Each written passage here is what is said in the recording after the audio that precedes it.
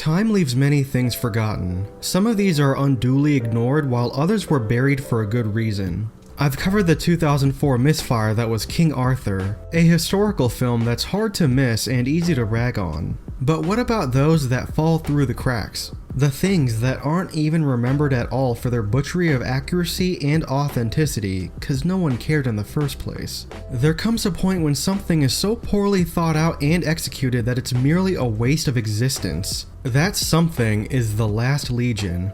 No one gave a fuck about this. It had nothing going for it. You're looking for some Roman stuff and it sneaks up on you. You got this ridiculously stacked cast of recognizable actors, many who I saw in various roles in shows like Game of Thrones, and you do absolutely nothing with them. Okay, this needs a setup. Like for starters, what's this about? The story is about the last emperor of Rome, who was Romulus Augustus, who was 12 years old at the time that he was crowned emperor, and he was only emperor for a very short time before the Goths took over the city. His parents were killed, and his life was spared, largely because he was so young, and he was sent to the island of Capri to be imprisoned for the rest of his life. And that's as much as we know about this character historically.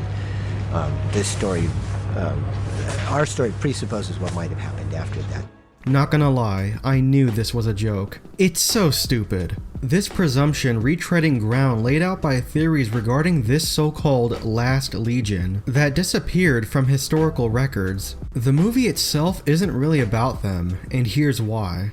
The story starts with Dino De Laurentiis, an Italian movie mogul that produced a ton of stuff. His reputation as a powerhouse outsider within the Hollywood system preceded him, and when he wanted a project, he somehow made it happen. The seeds of TLL go as far back as 2001, when Dino was approached by writer Carlo Carlei to help him finance a story about the fall of the Roman Empire. Carlo, I think we have a story. It's fantastic, beautiful story about the end of Roman Empire at the beginning of new empire in Britannia.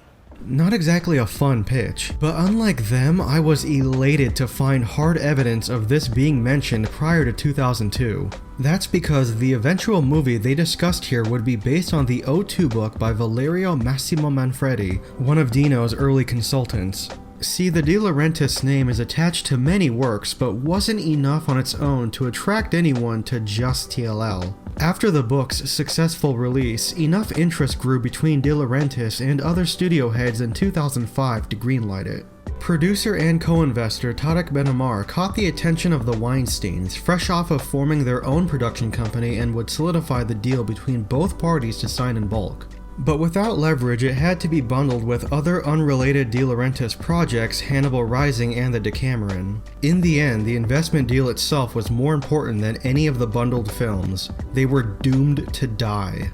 TLL was dumped in theaters with virtually no PR, Hannibal Rising was a shitty prequel, and the Decameron became virgin territory, going where all of these should have gone. TLL, which somehow mustered a $67 million budget, lost $50 million. That's a bomb. No wonder no one remembers this. All good projects deserve care and nurturing. People took the time to make the damn thing. I don't know if I can feel sorry since the inception feels so shady, but I do feel a bit sorry for De Laurentiis. The man loved making films, but these are the films he died on. Fucking garbage. The last of his legacy. Dino, Paisan, was it worth it? Number one!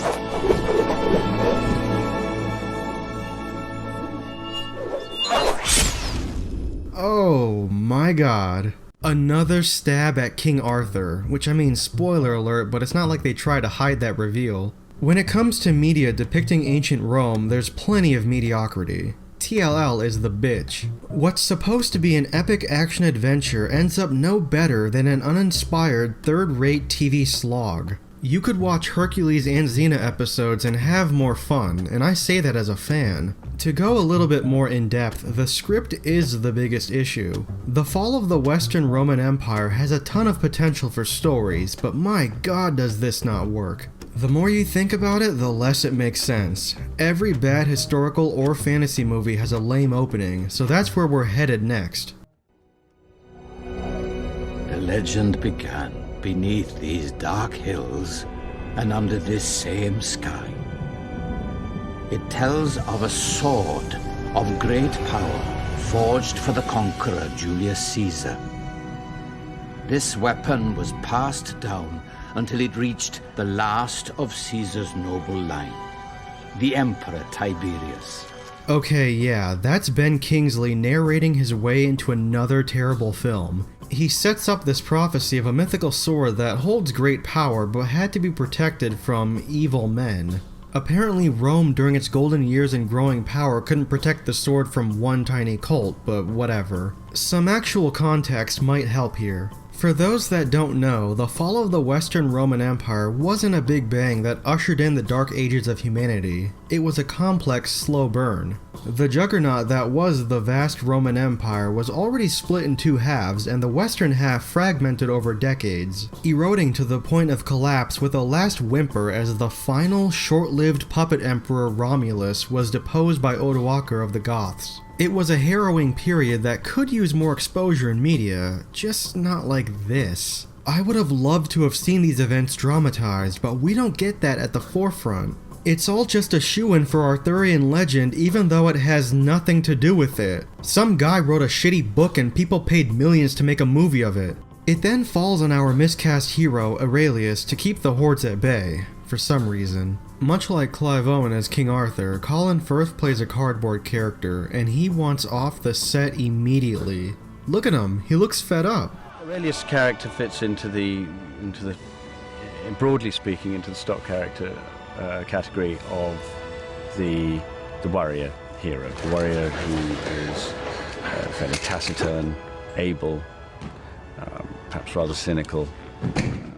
Okay, so in other words, boring. Aurelius is returning from Africa, and right away he and his goon squad unknowingly catch Romulus. I don't know why he's posing and roaming around unguarded, getting into trouble and risking his life despite knowing that emperors are getting killed at a very high rate. Ambrosinus, his teacher and philosopher, bails him out. Did the script demand all the good guys show up at the same time only to stand there and give deadpan reactions? Ambrosinus does some street magic and they go next door to the palace. Next, we're given the setup that Odoacer, leader of the Goths, wants part of Italy for his service to Rome. Orestes, father of Romulus, denies him. Can't do much else, but well, no, Kevin McKidd, what do they do to you? In real life, there was a lot more to this when it came to Rome's tenuous relationships with foederati, but all of that is heavily simplified. I get it, you have to abridge certain aspects of storytelling for general audiences. Bad guys, not so good guys, and I guess later bad guys. It's dumbed down, but that's all you really have to know for the plot, not historical reasons. What kills me though is the lack of character depth and dialogue. Orestes, sometimes I think you forget he's just a boy. He has your blood in his veins, bloodline of the Caesars. He was never just a boy. When your bankrupt script is compounded by your director's lack of talent and vision, you're in deep shit. Romulus is then crowned and the crowd parties like it's 100 AD. Emperors are dropping like flies, remember? Romulus formally meets Firth and reminds him of his film contract. He must do everything to protect me from harm, must he not, father? Indeed. He must. To the last breath. There you go, his motivation for the rest of the movie. Ambrosinus is relieved of duty by Orestes and forced out, revealing some info about himself and the last-minute villain at the end of the movie.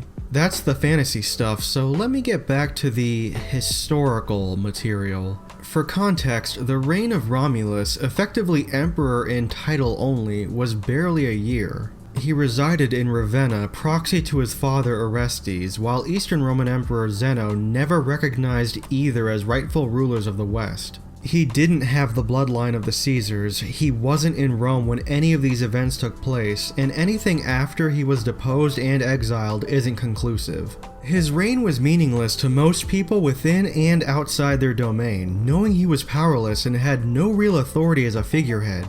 He's remembered in history only as the last gasp of a dying empire. A mere boy, pawned by his father, living in the wrong place at the wrong time and faced with the inevitable downfall to come. So how do TLL's creators one-up this?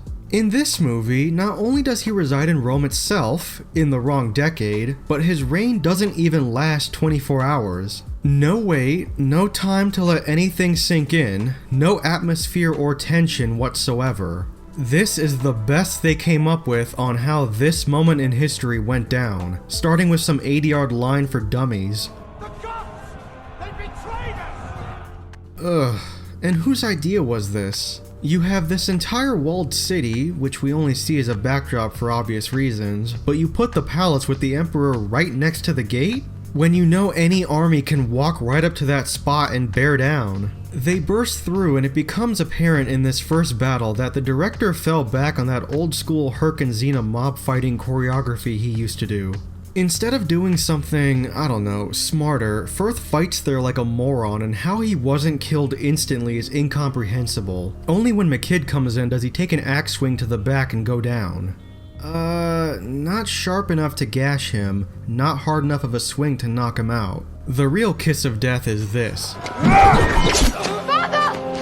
Did you see that? That wasn't my edit. The movie doesn't do follow-throughs on kills, or if it does, it's very obscured. Kills are fine, they just don't want you seeing it connect and causing harm, even if you see the full effect right after. It looks unnatural to cut away and ruins the flow of action. This is done throughout the film, so every action scene is affected this way. These cuts were supposed to meet a PG-13 rating, but they're jarring disruptions and diminish the viewing experience. The fights are mostly sanitized anyway. Bloodless, lacking sensible tactics, blob and mob, plot armor activation, unengaging, and I don't care about any of these characters, which makes it more difficult to sit through. TLL in general suffers from heavy cutting and choppy editing, a result of hours of footage removed from the final film. So anyway, the Goths take over and the ERE have an emissary just to show up and go away in less than a minute. Was he already here for the coronation? Did he stick around during the attack?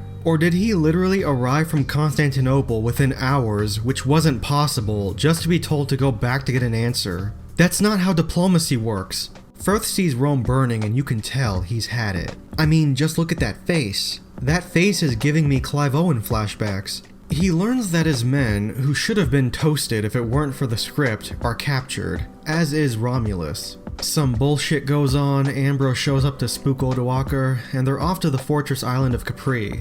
Huh, so apparently that's all it took to depose an emperor. It's pretty easy. Because nothing else is going on in this city, ER guy goes to Firth, telling him Romulus will be taken to Capri. Firth is paired up with one of the ER warriors and hatches a nonsensical plan to free his team. Ride up and yell stop, they stop cause you said stop, one escapes, some give chase cause you said so, and off camera you sneak behind the others and free your boys. You've gotta be kidding me. Elsewhere, the Goths reach Capri and the sense of time and scale is starting to show its lack of worth. For the record, Rome felt lifeless in the previous act. The year-long reign of Romulus was shortened to getting fired after your first day on the job. And literally after one cut, they go from just left Rome to arrived at Capri. Very rushed pacing. You want to trim the fat? Sure, but give me some sense of time passing between scenes, please. It hurts the world building, which in this film is practically non-existent, and it only gets worse. Aurelius wakes up from a nap, taken from a deleted scene I bet, and finds himself alone. Only the ER warrior was there too apparently, and none of his crew. So no one woke him up? Okay, he wanders over and this scene right here was to get all the daisies in theater. If you're South Asian, especially male, then this move was calculated with you in mind.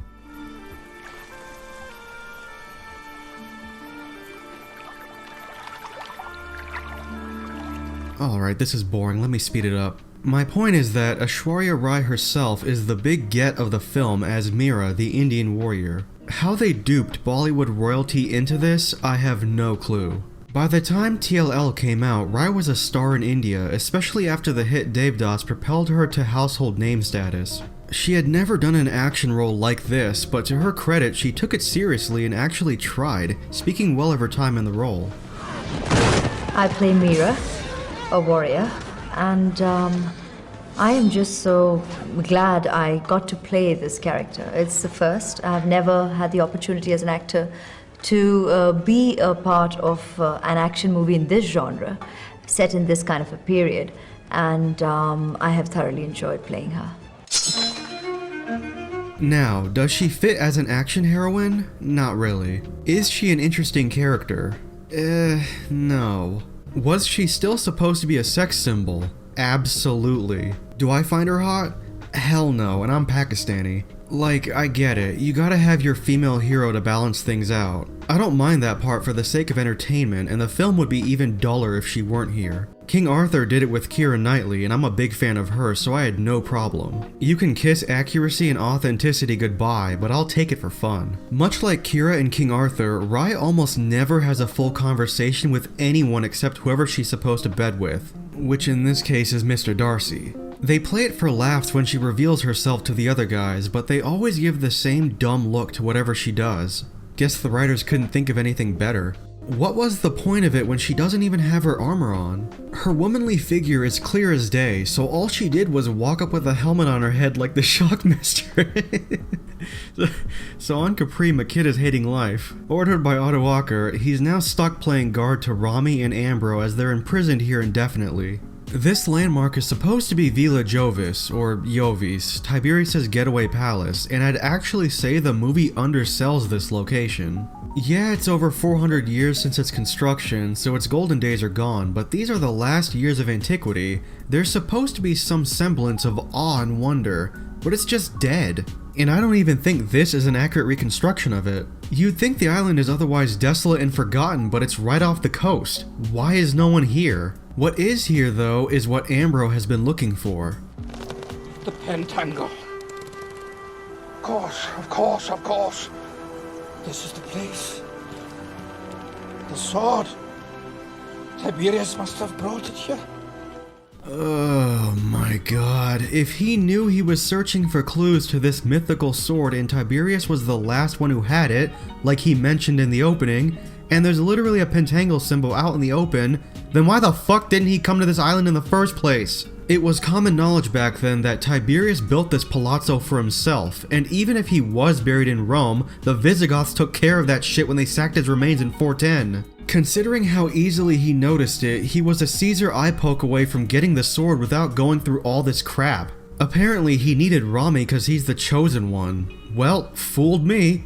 Can I also cut in and say that this emphasis placed on Caesar is only a movie thing, it has nothing to do with history. I'm betting this decision on tying Caesar into the story is only because it's a name most audiences know. Caesar did campaign in Britannia a couple times where the sword was made, but for these characters to herald him as the #1 guy in 500 years of Roman rule, when you had more influential ones like Augustus, or even more recent ones like Constantine, is baffling.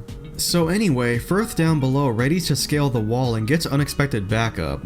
Why just Mira? I take it there are many scenes missing since these illogical cuts are everywhere in the film. There are more holes in this movie than the Western Roman Empire's borders. How did Firth create this device using only wooden rope they happen to have on the boat? That little dinghy. How come we don't see Mira decide to leave the ship? How come we don't see the other crew's reaction to this? How come they aren't here? Where's the ship? Did she swim ashore? Is that why they applied oil to her body? Just gaping holes everywhere, like the one Rami fell through. They tried building this up as a mystery, but this would be the easiest shrine you could find. And this is it. This is the sword they tried hiding from the forces of evil. This is when the movie takes a shift in story away from the far more interesting fall of the Western Roman Empire into generic B-movie level fantasy action. This is what Dino died for. One edge to defend, one to defeat. In Britannia was I forged to fit the hand of he who is destined to rule. Yeah, you'll have to wait for part 2 for that. Still in part 1, Firth and Rye keep climbing as the film tries to push a romance angle no one buys, while Ambro escapes his binds and gets a kill in. So Rami pops out of a manhole or well, which I'm surprised not one person in hundreds of years ever checked. And he's right where McKidd is. Tries to kill him, but he nopes and runs off. Just fantastic writing. The heroes finally get up and a fight ensues with, hey, there was only one of those guys, that's bullshit! God damn it, so a fight ensues and Rai shows off those skills that only work in movies and video games. Rai can take them all on, and I know other characters that are this same trope, including female ones, but come on. Firth ran off, I'm sure one of these guys could have chased him. None of these barbarians communicate with each other like they should in a fight and you know what, can we just take a moment? I need to see this. It's the Mediterranean in September. Why do they look like that? They're wearing fur to a vacation island, and why does my man have horns? Now, in normal circumstances, the smart thing to do would not let them surround you like they have in this case. Until the zoom shot comes in and the guy that was behind her all of a sudden teleports somewhere else. Anyway, Mira takes them out with combined Indian finesse and stunt doubles. The rest of them decide to join and we got a full-on action scene with no tension. In ancient times, seeing a woman fight wasn't common, but they're playing this for laughs with no solid grasp on comedy. Elsewhere, Rami's about to get killed, but Firth is right there and dude, how can you see anything like that? Then McKidd comes in right on schedule and gets gashed. They all then meet up and make their escape, but Firth tries to be noble when they could just move some big objects in this room and block the door. Or he can just take them all on. Firth's got plot armor thicker than Emperor Vitellius' gut. They swim out— oh look, the ship! Wait, why is it here? Did they leave it there because they knew this was a back door? Why didn't they try that in the first place? How did they know that they'd be able to access it from the inside to make their escape? Did the goon squad swim from there to the walls without getting wet? If one of you can take out a dozen barbarians, then why don't you fight together and take them all out? Firth just proved that he could take all the ones that were at the door. And he still fight— hey my man, why you got horns too? This is embarrassing. Rai goes to help Firth and you'd think together they'd wipe the floor with them. But they've got other ideas.